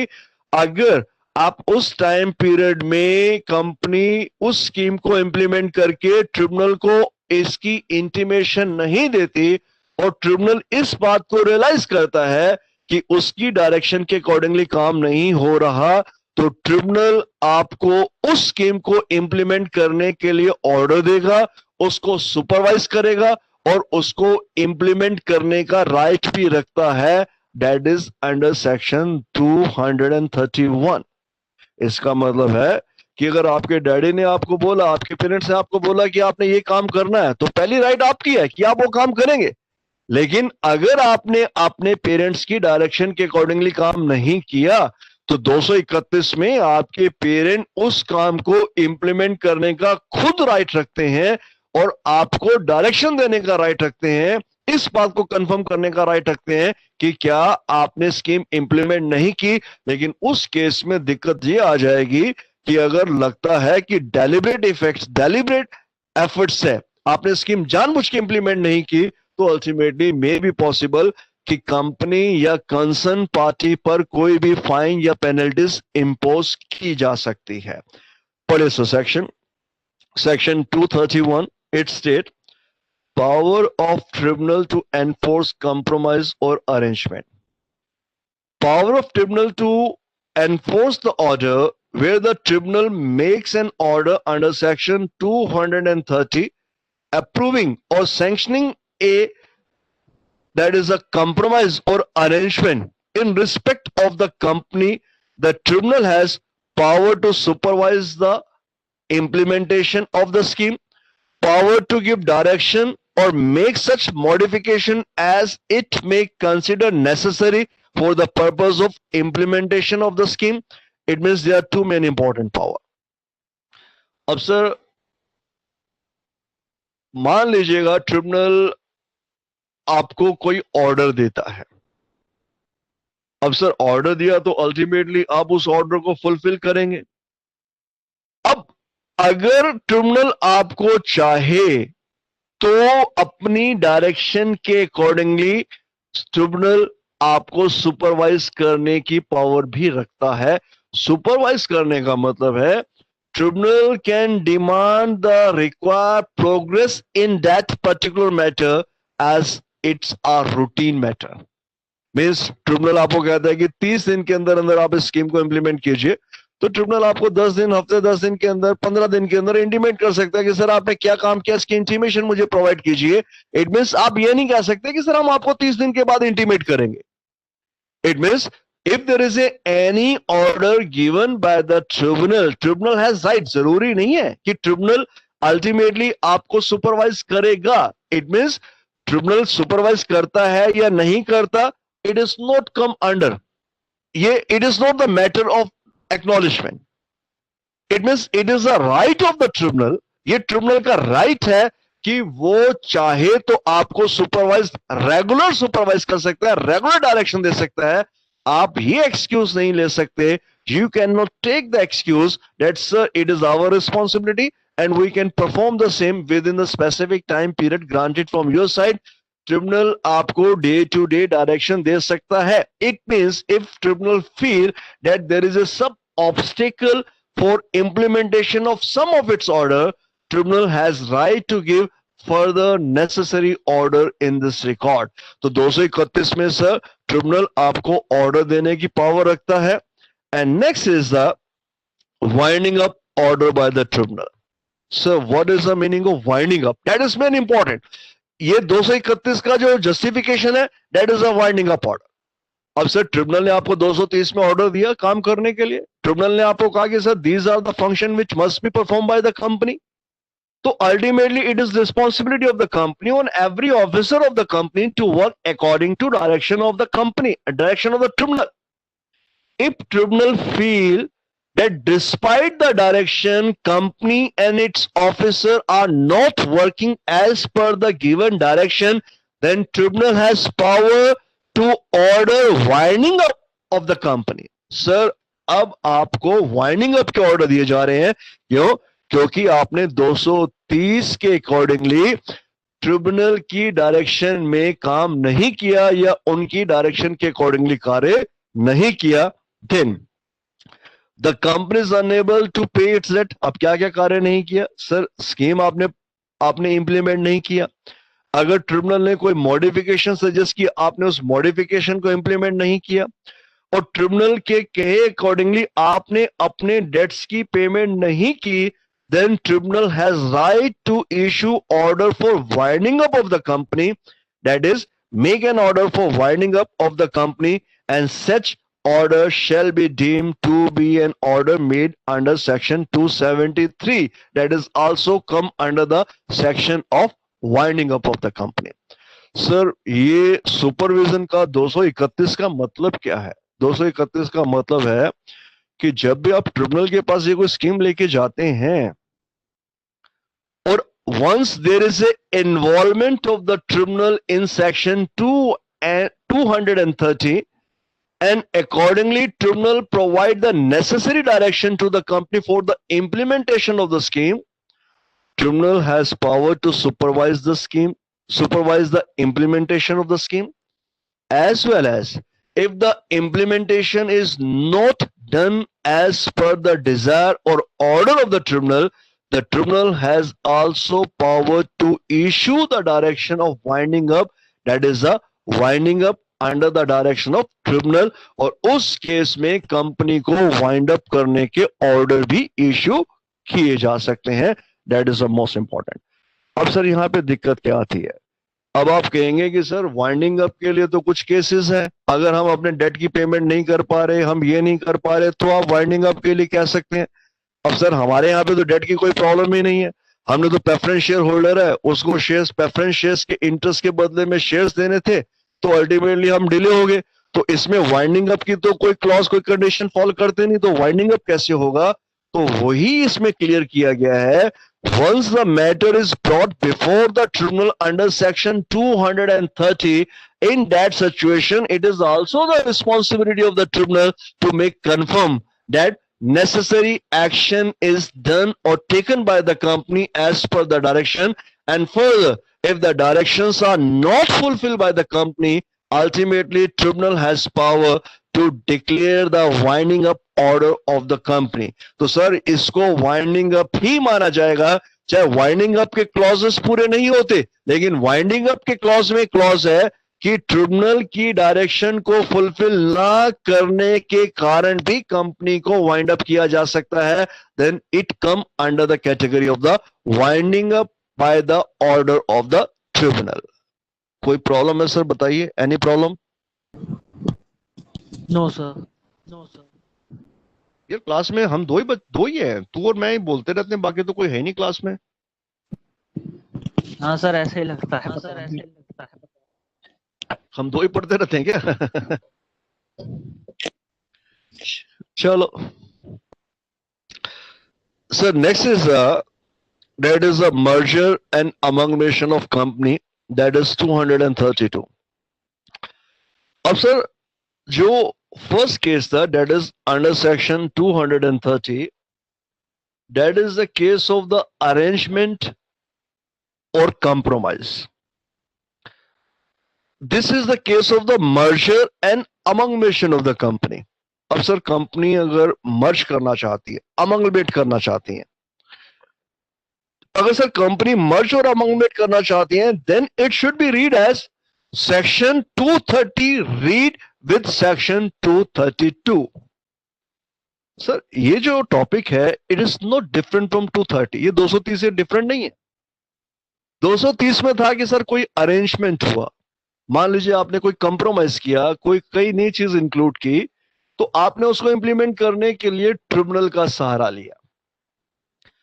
अब आप चाहते हैं कि हम कंपनी को मर्ज कर लें, कंपनी को अमंगलमेट कर लें, तो वो मर्जर अमंगलेशन आप पढ़ेंगे 232 में. But the process is fulfil as per the section 230. मतलब काम हमें 230 के अकॉर्डिंगली करना पड़ेगा, लेकिन मर्जर और अमंगलेशन होगा दैट इज अंडर सेक्शन 232. इसलिए जब मैं इसकी एप्लीकेशन कोड में लगाता हूं, तो मैं लगाता हूं कि merger and amalgamation of company as per the section 230 read with section 232 of the companies act. तो इसमें आप जो भी प्रोसीडिंग है, जो भी प्रोसेस है, वो सारा का सारा 230 के अकॉर्डिंग ही है, लेकिन अल्टीमेटली जो ऑर्डर इश्यू होंगे वो 232 के अंडर इश्यू किए जाएंगे. That is the most important. First is the application under section 230. मैंने अभी आपको बताया, where an application under section 230 for reconstruction, merger or amalgamation is proposed before the tribunal.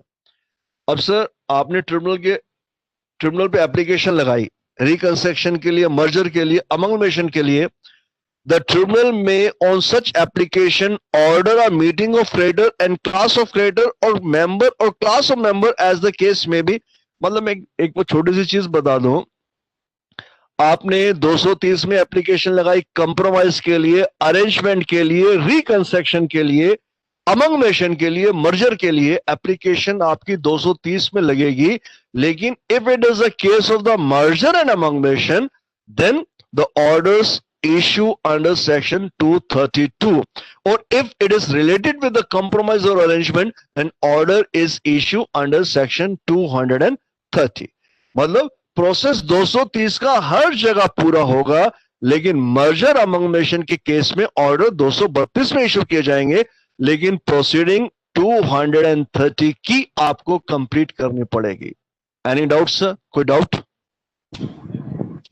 No sir. हाँ जी sir.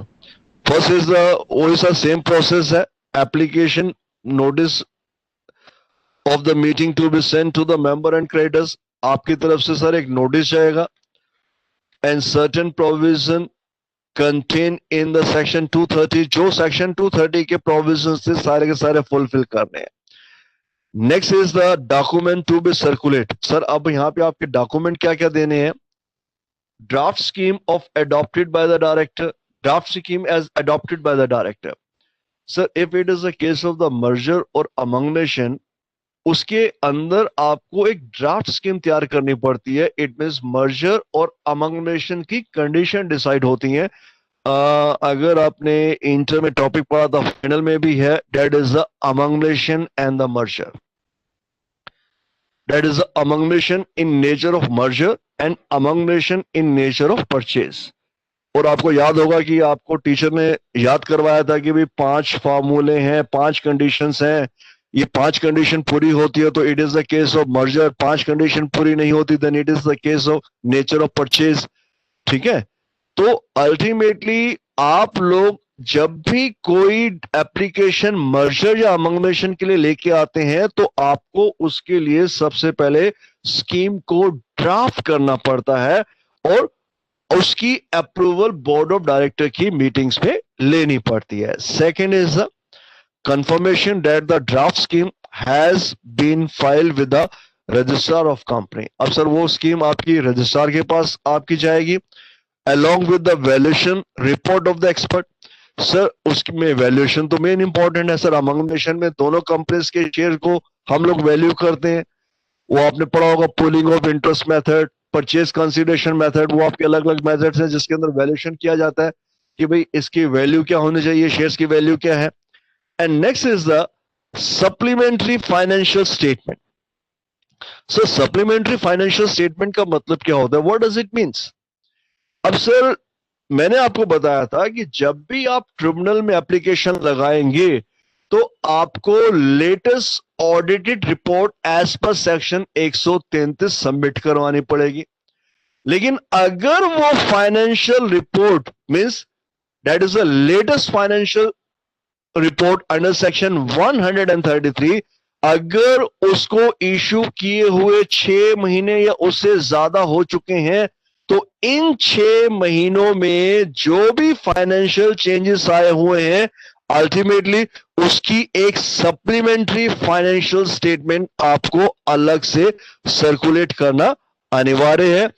Last one is the report of director. Sir इस reconstruction का क्या impact पड़ेगा, शेयर होल्डर एक्सचेंज रेशियो क्या होगी, creditors के ऊपर क्या इसका इंपैक्ट पड़ेगा, that is given under the director director responsibility statement. ये आपका उसमें मेंशन होगा। The copy of the director report that is also the part of the document. Sir वह क्लियर हुआ? Any doubt? No sir. No sir.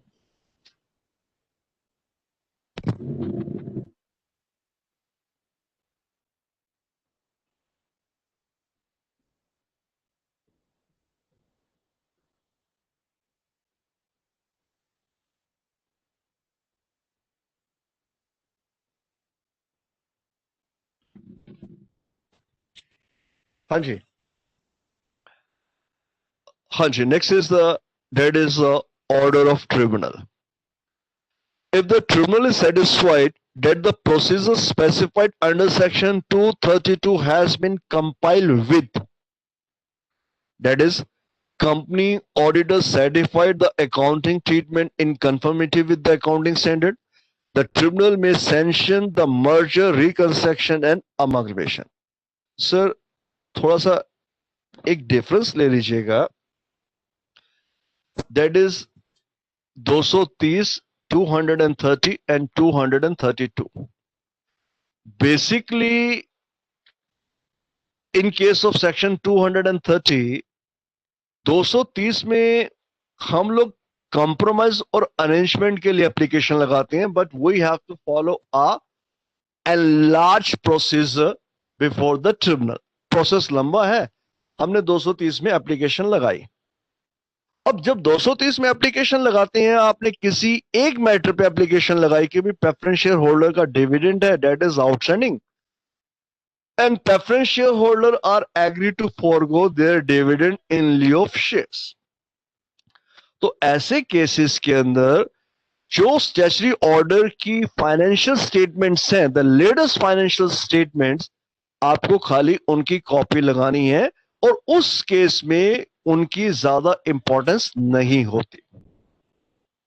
But in the case of the merger और अमंगलेशन, अब sir merger में दो company आपस में मर्ज हो रही हैं, या एक कंपनी किसी दूसरी कंपनी को एब्सॉर्ब कर रही है, तो अल्टीमेटली इनके शेयर्स का वैल्यूएशन होना अनिवार्य है. ऐसे सिचुएशन के अंदर हम ये मान के चलते हैं कि अगर लेटेस्ट फाइनेंशियल सिचुएशन 6 महीने से ज्यादा है, तो भैया आपको latest financial statement along with supplementary financial statement जो 6 महीने का हिसाब किताब एडिशनल प्रोवाइड करेंगे, इन दोनों को लगाना जरूरी है. But in this situation, since it is a matter of exchange of the share, the company auditor certificate that accounting treatment is done as per the compliance of accounting standard and given under section 133, the certificate is also the part of the required document. It means आपको statutory auditor से इस certificate को लेके लगाना पड़ेगा. मतलब पहले वाले केस में तो खाली आपकी फाइनेंशियल स्टेटमेंट की रिपोर्ट जाएंगी, यहाँ पे फाइनेंशियल स्टेटमेंट की रिपोर्ट्स भी जाएंगी, आपकी अगर कोई सप्लीमेंट्री फाइनेंशियल स्टेटमेंट है उसकी इंटीमेशन भी जाएगी, एज वेल एज ऑडिटर की सर्टिफिकेट कॉपी भी जाएगी कि financial statements compile the procedure of accounting standard as well as compliance of section 133 is done by the company. That should also be included. अगर ये सब चीजें ट्रिब्यूनल के पास जाती हैं and tribunal satisfied that the necessary procedures are completed, in that situation tribunal has power to issue the order. Sir, कोई doubt? Any doubt? No sir. No sir. Next is the copy with the registrar. So whatever the order issued by the tribunal, it is the responsibility of the company to send the copy of tribunal order to the registrar within 30 days. Sir अगर यहाँ पे दो companies involve हैं और दो company के अलग अलग रजिस्ट्रार है, in that situation copy to both the registrar must be sent by the company. मतलब कंपनी ट्रिब्यूनल के ऑर्डर की कॉपी दोनों रजिस्ट्रार को सेंड करेगी. मतलब जो ट्रांसफर कंपनी है वो अपने रजिस्ट्रार को सेंड करेगी, ट्रांसफरी कंपनी अपने रजिस्ट्रार को सेंड करेगी. It means copy of the order of tribunal sent to the registrar within 30 days from the date of receiving such order. Next, that is the effecting date of the scheme. Sir whatever the date mentioned on the order, sir order पे जो भी date mention की जाएगी, that is the date known as the appointing date. मतलब ये माना जाएगा कि स्कीम उस डेट को अप्रूव कर ली गई है, that date is mention on the order. That is not so important. तो sir 230, 231, 232 these are one and the same thing. लेकिन सर ये जो सेक्शंस हैं 230, 231, 232, that is the old provision. And in this situation, the role of the tribunal, that is very high as compared to the 233. अब sir एक हमारे पास fast mode of reconciliation आया. अब government कहती है कि ट्रिब्यूनल में एप्लीकेशन लगाना पड़ेगा, न्यूज़पेपर में ऐड देना पड़ेगा, सब लोगों के कोई भी सजेशंस हैं, कोई भी ग्रीवेंसेस हैं, उनको सेटल करना पड़ेगा. तो अल्टीमेटली एक काम के लिए हम लोगों को 8-10 महीना लग जाता है. In that situation the process is going to be lethargic. अब जितना प्रोसेस लेथार्जिक होगा, अल्टीमेटली जो आपके फॉरेन इन्वेस्टर है, they are not interested to invest their money. वो कहेंगे कि सर इतना लंबा प्रोसेस है और हमारा करोड़ों रुपए है, तो आपका इतना तो वैसे आपके पास आइडल पड़ा रहेगा. That money can not be utilize. तो प्रोसेस तो बहुत लंबा प्रोसेस है. To avoid this enlarged position, enlarged procedure, the company law introduced a section known as 233 of the Companies Act. 233 को इन्वॉल्व किया गया, जिसमें fast track amalgamation process, merger process, reconstruction process introduce किया गया एज कंपेयर टू 230. मीन्स उस process में आपको tribunal की इमीडिएट कंसेंट की कोई भी आवश्यकता नहीं होती. If you fulfil the specific condition, ultimately the require. Hello sir, आवाज आ रही है? Yes, sir. Clear. Sir, voice is clear? Clear. हाँ जी. Under section 230, that is a fast track mode of merger and amalgamation of certain companies. Read with Rule 25 of the Companies Compromise Arrangement and Amalgamation Rule 2016. This is the section 233, fast mode of merger. First is the fast of merger that is implemented in the year 2016. Sir, 2016 में implement किया गया.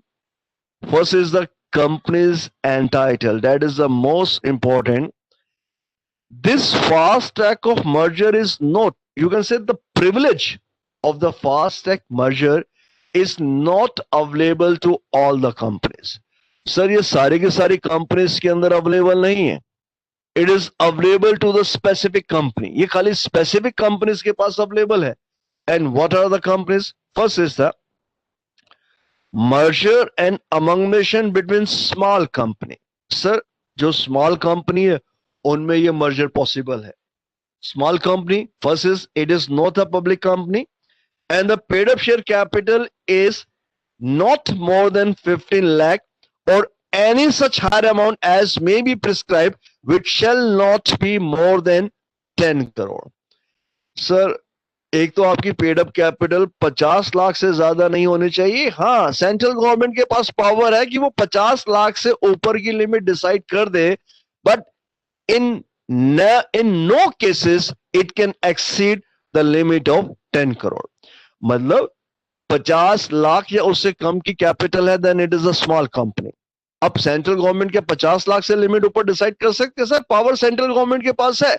The central government has power to decide the more capital for the company, but in all the cases it cannot exceed 10 crore. ये कभी भी 10 करोड़ से ज्यादा नहीं decide की जा सकती. In the same manner, the turnover it should not exceed 2 crore or any higher amount which cannot be exceed 100 crore. 2 crore या उससे ज्यादा की टर्नओवर नहीं होने चाहिए. लेकिन हाँ, सेंट्रल गवर्नमेंट के पास पावर है कि वो 2 करोड़ से ज्यादा की टर्नओवर डिसाइड कर सकते हैं, लेकिन किसी भी हालत में ये टर्नओवर 100 करोड़ को ज्यादा नहीं होने चाहिए. अगर इनमें से कंडीशन पूरी होती है, then the company is the small company और ये स्कीम स्मॉल कंपनी के लिए इंप्लीमेंट होगी. इट मींस अगर कंपनी स्मॉल कंपनी नहीं है, लिस्टेड कंपनी है, तो 233 में उसको कोई बेनिफिट अडॉप्ट नहीं होगा. Then they have to follow the procedure as laid down under section 230 and 231 or 232. It means this scheme is available only for the small companies. Second is the merger or amalgamation between holding company and its wholly owned subsidiary company. Sir, कोई holding company अपनी subsidiary company को मर्ज करना चाहती है. The merger can be possible under section 233 if the subsidiary company is 100% subsidiary company. अब sir मेरी company है, उस कंपनी की एक सब्सिडरी है जिसके सारे 100% शेयर मेरे पास है. अगर मैं उसको अपनी कंपनी में मर्ज करना चाहता हूं, that merger can be possible under section 233 because the subsidiary is 100% subsidiary company. वो 100% subsidiary company है. Next is the merger or amalgamation between such class or classes of company as may be prescribed. अब sir अगर central government ने ये छूट किसी और company को दी है तो अल्टीमेटली उन कंपनीज को भी रहा है कि वो फास्ट ट्रैक अमंगमेशन मर्जर में स्कीम को प्रोड्यूस कर सकते हैं and they can take the benefit of section 233. It means only these three kinds of company are eligible to get benefit of section 233. Next, first is the process. So if you want to adopt the process of merger or amalgamation, first of all, it is the responsibility of the company to see whether company is authorized to do so or not. अब दो company merge हो रही हैं तो ultimately हमारे को अपने article को स्टडी करना पड़ेगा कि क्या मर्जर की या अमंगमेशन की पावर आर्टिकल हमें देता है या नहीं देता. Because if article is not authorised to merge और amalgamate, first of all we have to modify the article of association of the company. अगर आपको power given है then you can initiate the process, but if the power is not provided by the article, therefore we have to firstly amend the article and include the power to amalgamate or merger in the amended articles. तो सबसे पहले आपको क्या करना पड़ेगा, आपको सबसे पहले आर्टिकल्स में अमेंडमेंट करना पड़ेगा. कब? अगर आर्टिकल आपको मर्जर या अमंगमेशन की पावर प्रोवाइड नहीं करता. Next is the conducting board meeting of each company for approval of the scheme and authorize director to do all such act and things.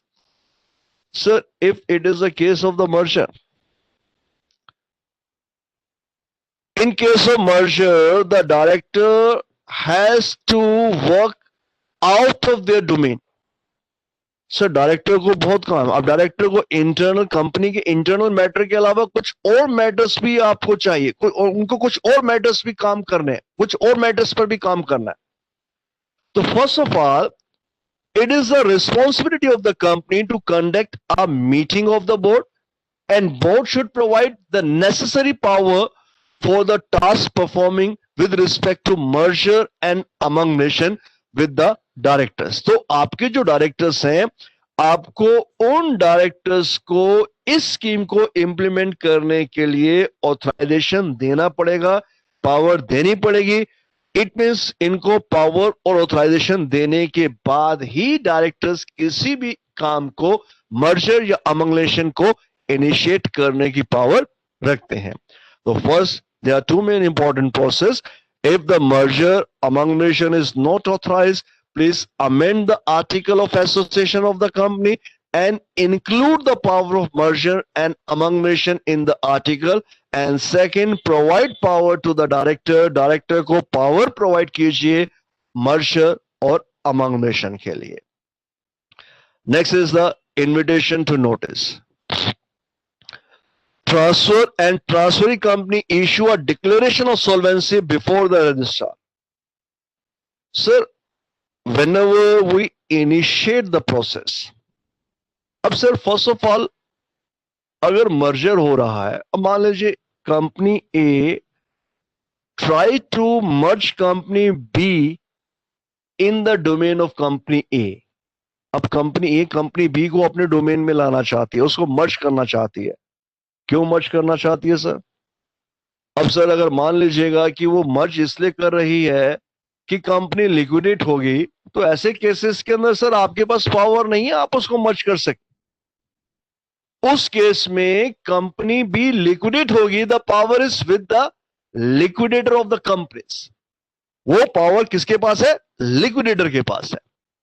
इसका मतलब है कि सर सबसे पहली कंडीशन यही है कि सर अगर आप मर्जर अमंगमेशन करना चाहते हैं, first of all you have to produce a declaration of solvency before the registrar or before the competent authority. What is the meaning of declaration of solvency?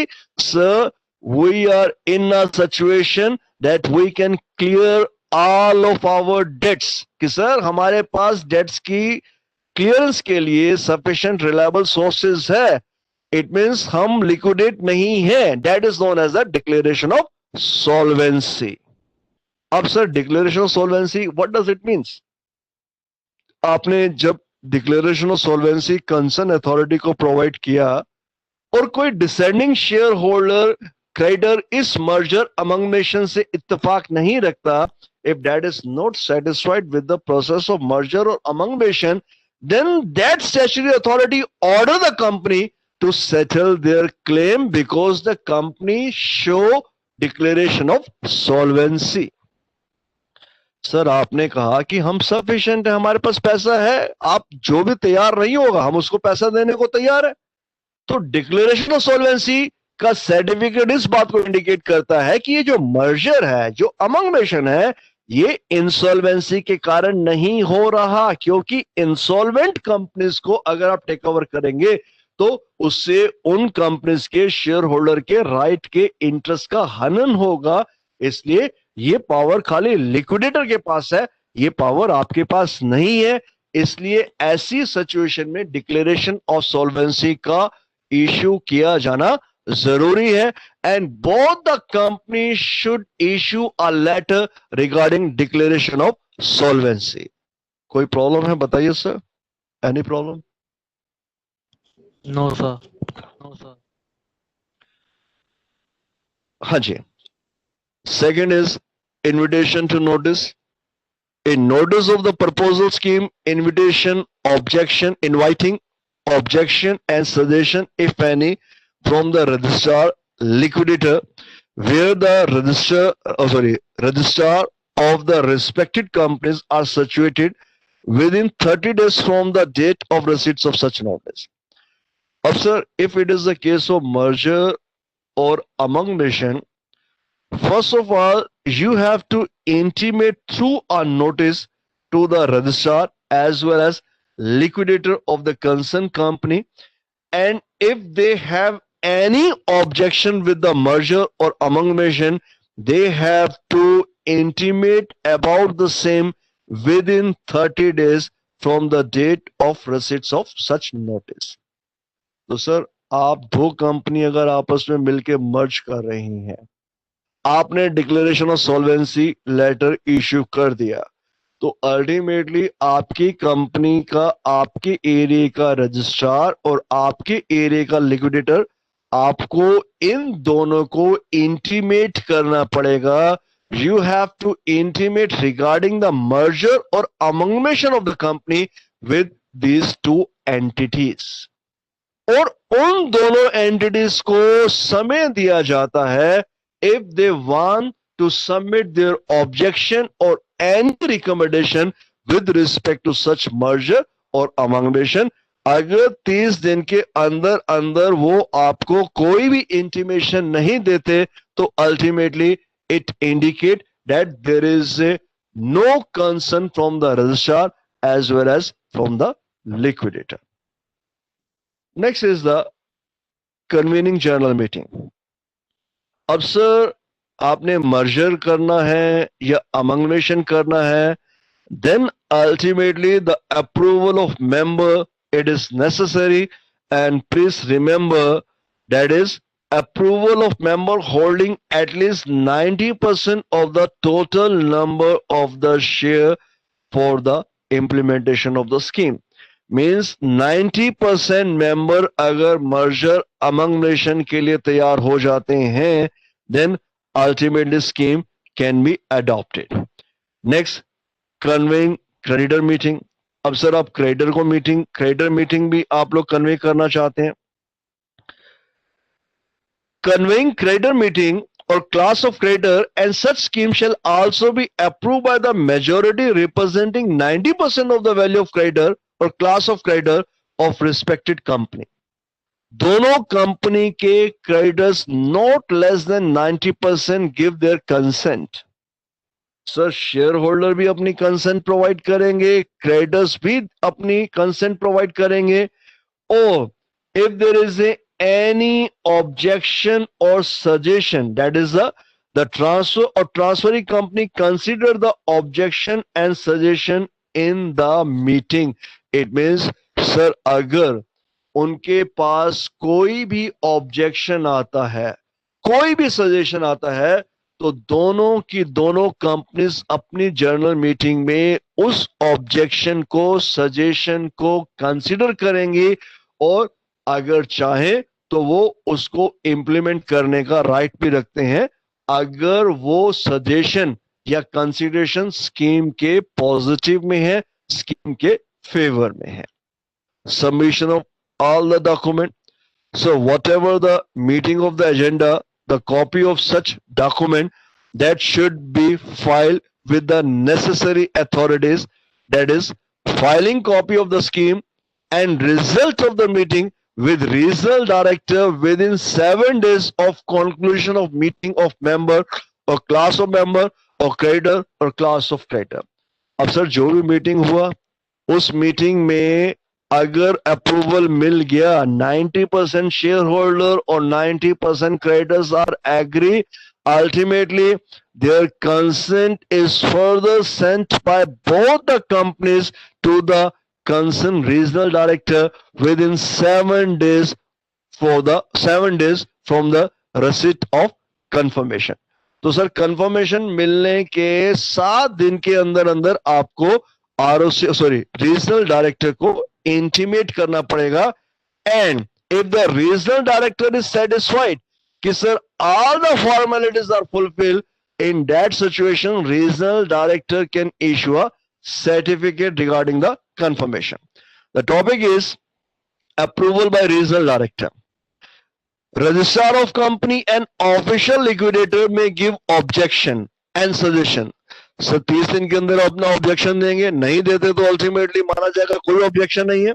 And final is approval of scheme by the regional director if the regional director is in opinion that scheme is in public interest or in the interest of creditor, the regional director shall issue confirmation order.